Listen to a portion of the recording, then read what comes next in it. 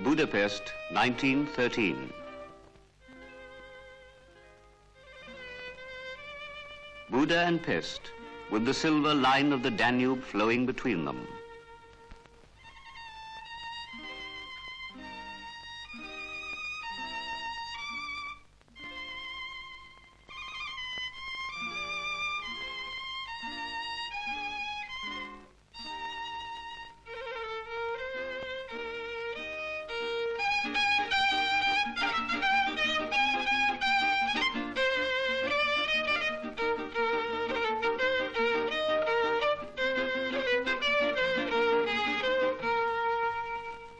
Amidst the medieval and Baroque churches, classical and Rococo mansions, a girl was born to an Indian father and a Hungarian mother, not far from where the composer Béla Bartók lived.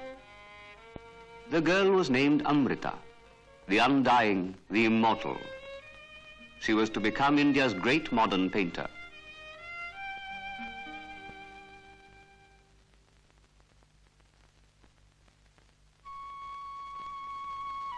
Yet her early training was in Western painting. When Amrita was 16, her mother realized that she was destined to be a painter and took her to Paris in 1929.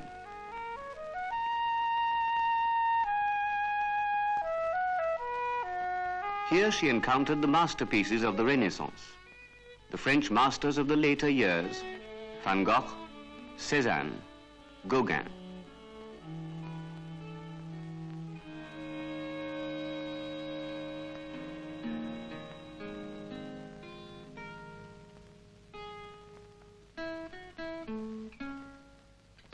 Gauguin in particular had a deep influence on her.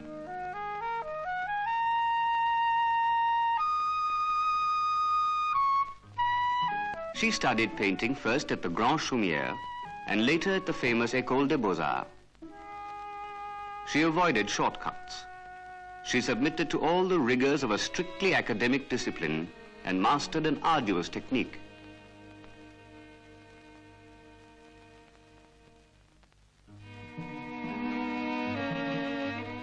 Painting became to her a spiritual necessity, a consuming passion.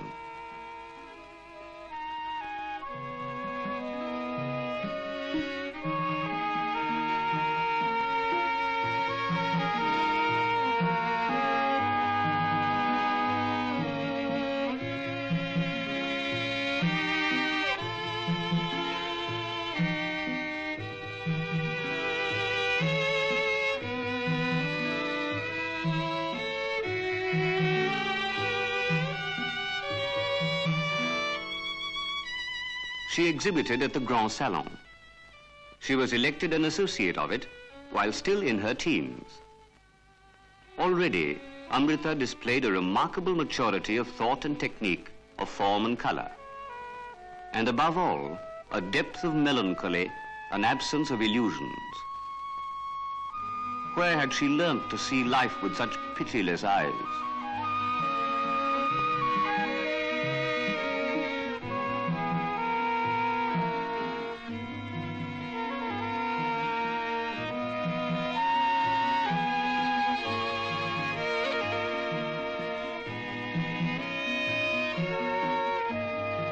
As she neared the end of her stay in Paris, Amrita was haunted with an intense longing to return to India.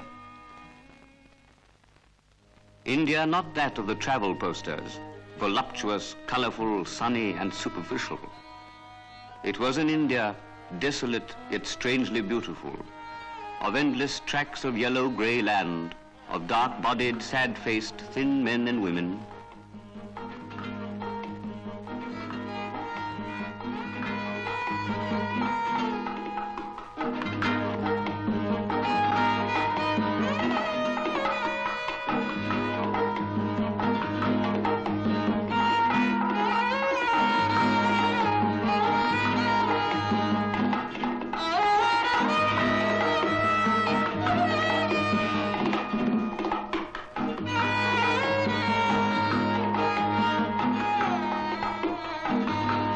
These silent images of infinite sadness created a deep impression upon her.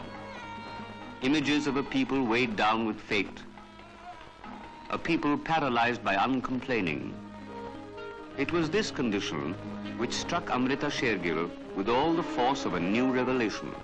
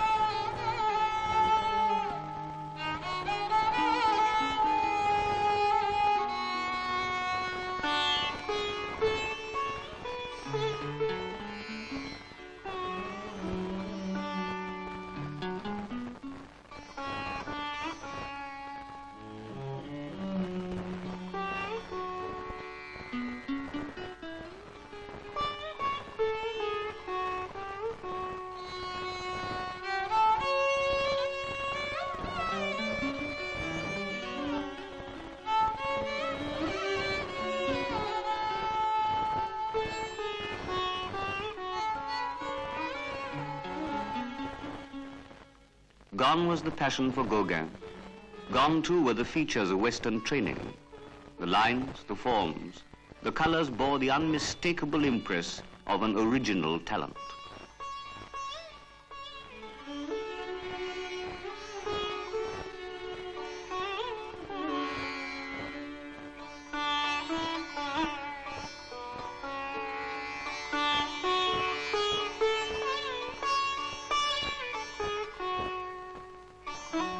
My art, she said, is not a career. It is myself, and I know myself best.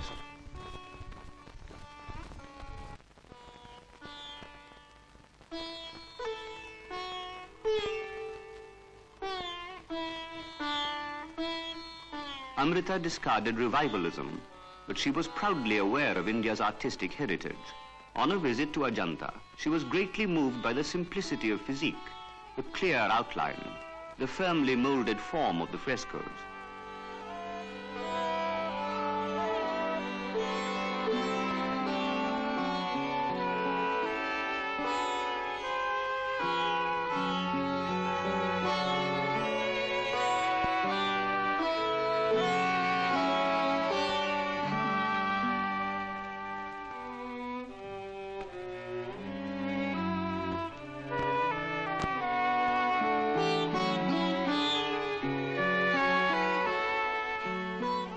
As she went further south, the South Indian men and women reminded her of Ajanta frescoes.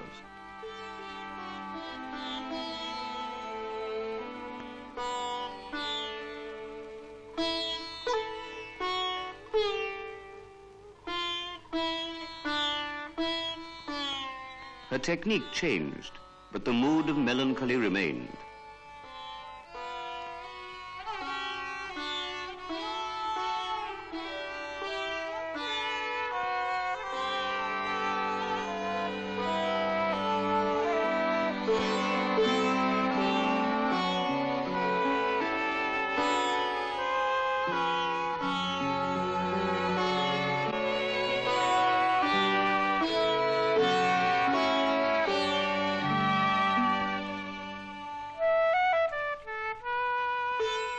Amrita Sher-Gil was going through an intense emotional experience during the painting of her South Indian trilogy, as she called these pictures, which are among her greatest work.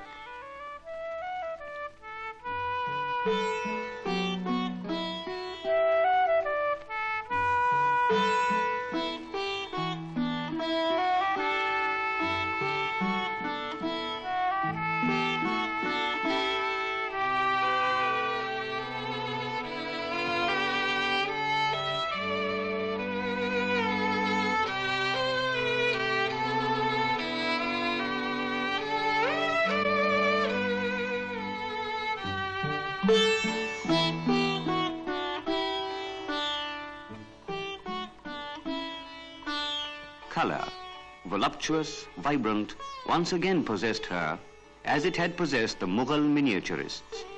"I cannot control my appetite for color," she said, "and I wonder if I ever will."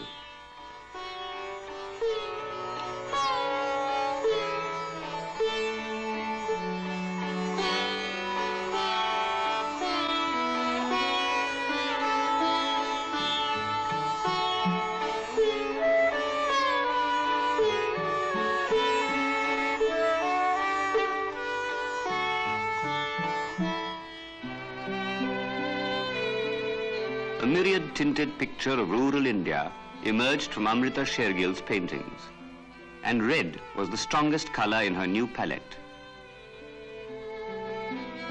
Amrita Sher-Gil, as the first modern painter of India, had arrived.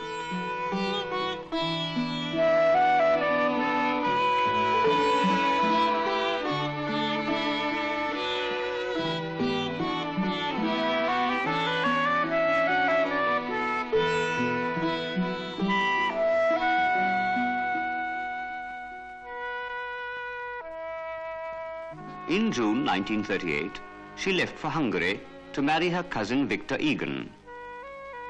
"I don't think I shall paint at all in Europe. Europe belongs to Picasso, Matisse, Braque. India belongs only to me."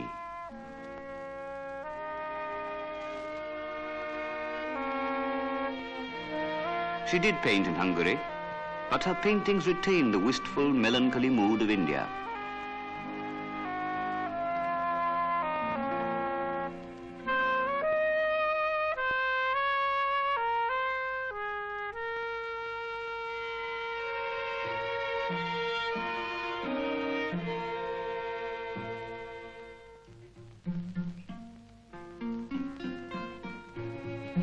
In July 1939, she was back in India, back to the surroundings she loved, to her village, Saraya, with its mud huts, its emaciated men and women.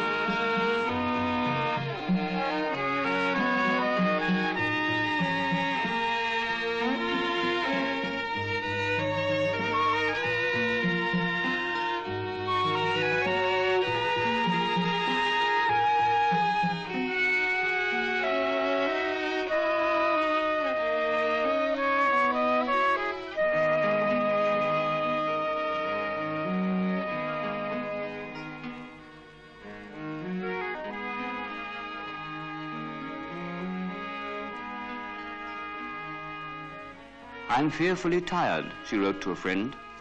"I have been working like one possessed." Did she have a premonition of an early death?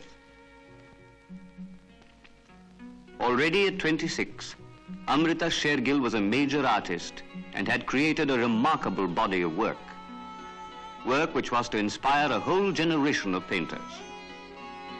Yet how dismal to remain unrecognized after so much achievement.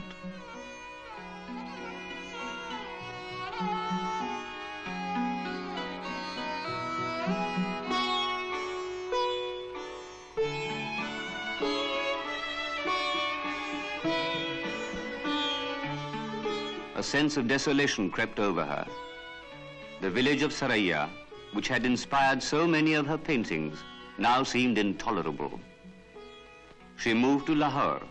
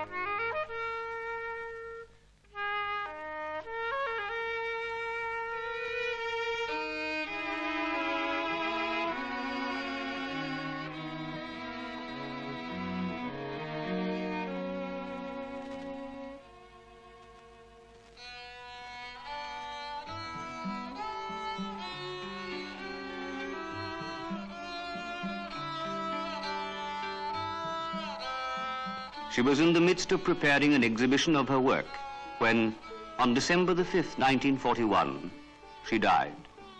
She was 28.